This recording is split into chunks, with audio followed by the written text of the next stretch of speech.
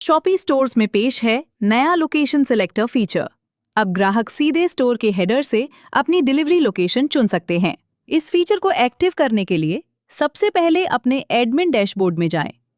अब online store के अंदर जाएं, फिर डिस्प्ले सेटिंग्स पर क्लिक करें। इसके बाद हेडर ऑप्शन को ओपन करें।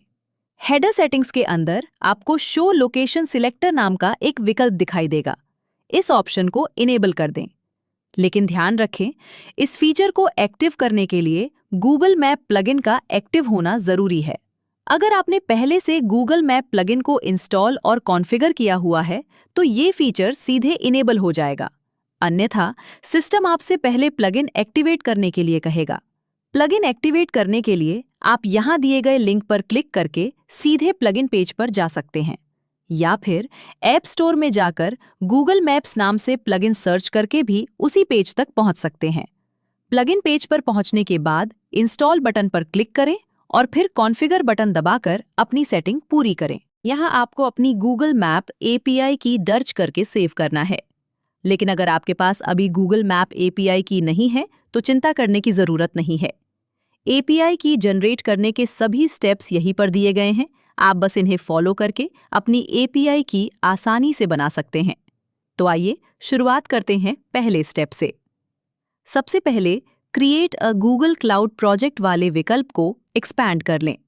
इसके बाद दिए गए गूगल क्लाउड कंसोल लिंक पर क्लिक करें। जैसे ही आप क्लिक करेंगे, आपका गूगल क्लाउड कंसोल का पेज खुल जाएगा। यहां आने के बाद अगर आपके पास पहले से कोई प्रोजेक्ट नहीं है तो न्यू प्रोजेक्ट बटन पर क्लिक करें और एक नया प्रोजेक्ट बना लें। अगर आपके पास पहले से कोई प्रोजेक्ट मौजूद है तो आप उसी प्रोजेक्ट को सेलेक्ट भी कर सकते हैं। इसके बाद दोबारा अपने डैशबोर्ड पर वापस आएं। अब स्टेप 2 को एक्सपैंड करें, जिसका नाम है इनेबल रिक्वायर्ड एपीइज। यहां आपको निर्देश दिया गया है कि APIs and services greater than library में जाएं। इसके लिए गूगल क्लाउड कंसोल में सबसे पहले बाएं तरफ मौजूद मेन्यू आइकन पर क्लिक करें और उसे एक्सपैंड कर लें। अब आपको एपीइज और सर्विसेज नाम का विकल्प दिखाई देगा। इस विकल्प पर क्लिक करें या उस पर हवर करके लाइब्रेरी वाले ऑप्शन में जाएं। लाइब्रेरी सेक्शन में आने के बाद आपको गूगल की सभी एपीआईज और सर्विसेज की सूची दिखाई देगी। यहां सबसे ऊपर मैप से जुड़ा सेक्शन दिखाई देगा, जिसमें गूगल मैप से संबंधित सभी एपीआईज उपलब्ध होंगी। आप देखेंगे कि यहाँ व्यू ऑल नाम का एक विकल्प मौजूद है। इस विकल्प पर क्लिक करके सभी संबंधित एपीआईज की पूरी सूची खोल लें। अब दोबारा डैशबोर्ड पर वापस आएं। यहाँ आपको 3 एपीआईज की सूची दिखाई देगी: maps JavaScript API, places API और जियो कोडिंग एपीआई। हमें इन तीनों सर्विसेज को एक एक करके इनेबल करना है। सबसे पहले मैप्स जावास्क्रिप्ट एपीआई को इनेबल करते हैं। इसके लिए गूगल क्लाउड कंसोल में थोड़ा नीचे स्क्रॉल करें। आपको वहीं पर मैप्स जावास्क्रिप्ट एपीआई का विकल्प दिखाई दे जाएगा, या फिर आप चाहें तो ऊपर दिए गए सर्च बार में मैप्स जावास्क्रिप्ट एपीआई टाइप करके भी सर्च कर सकते हैं। अब इस विकल्प पर क्लिक करके इसे ओपन कर लें। अब यहां मौजूद इनेबल बटन पर क्लिक करें। इनेबल करने के बाद आपसे बिलिंग एक्टिवेट करने के लिए कहा जा सकता है। इस स्थिति में आपको एक पेमेंट मेथड जोड़कर बिलिंग इनेबल करनी होगी। बिलिंग एक्टिवेट होने के बाद आपकी एपीआई सफलतापूर्वक एक्टिव हो जाएगी। इसके बाद आपको आपकी एपीआई की दिखाई देगी।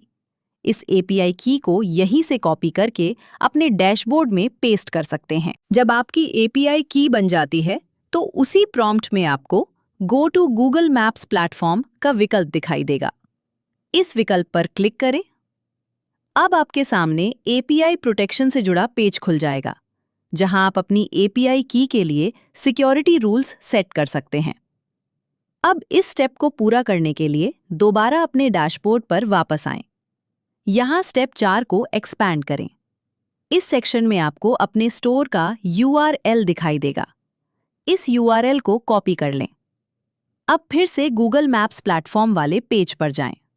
यहां प्रोटेक्ट योर एपीआई की सेक्शन में वेबसाइट विकल्प को चुनें। इसके बाद रेफरर सेक्शन में अपने स्टोर का जो यूआरएल आपने कॉपी किया था उसे यहां पेस्ट कर दें। अब रिस्ट्रिक्ट की बटन पर क्लिक करें और सेटिंग को सेव कर दें। इतना करने के बाद आपकी API की सुरक्षित हो जाएगी। अब बाएं तरफ के मेन्यू से API-S और सर्विसेज विकल्प चुनें। यहाँ आपको गूगल मैप से संबंधित सभी इनेबल्ड सर्विसेज की पूरी सूची दिखाई दे जाएगी। यहाँ आप अपनी ज़रूरत के अनुसार APIs को इनेबल या डिसेबल कर सकते हैं। तो चलिए अब बची हुई 2 सर्विसेज को भी इनेबल कर लेते हैं। इसके लिए हम दोबारा अपने डैशबोर्ड में स्टेप नंबर 2 पर जाएंगे। यहाँ प्लेसेस API और जियो कोडिंग API अभी इनेबल करनी बाकी हैं। अब गूगल क्लाउड कंसोल में जाएं। यहाँ आपको प्लेसेस API और जियो कोडिंग API के सामने सीधे इनेबल बटन दिखाई देगा। सबसे पहले प्लेसेस API के सामने दिए गए इनेबल बटन पर क्लिक करें। इसके बाद जियो कोडिंग API के सामने दिए गए इनेबल बटन पर क्लिक करें। दोनों APIs इनेबल होते ही आपका गूगल मैप्स इंटीग्रेशन पूरी तरह से तैयार हो जाएगा।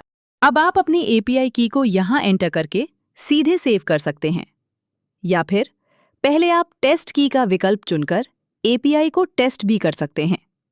ध्यान रखें, टेस्ट की तभी सफलतापूर्वक काम करेगी जब आपके डैशबोर्ड का डोमेन API प्रोटेक्शन रूल्स में जोड़ा गया हो।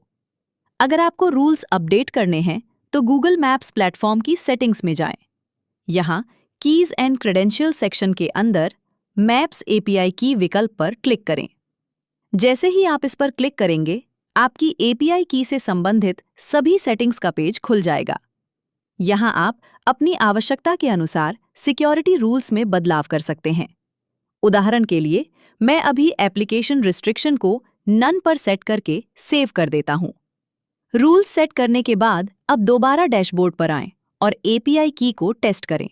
आप देखेंगे कि API टेस्ट सफलतापूर्वक पास हो चुका है। अब इसे यहीं से सेव कर दें।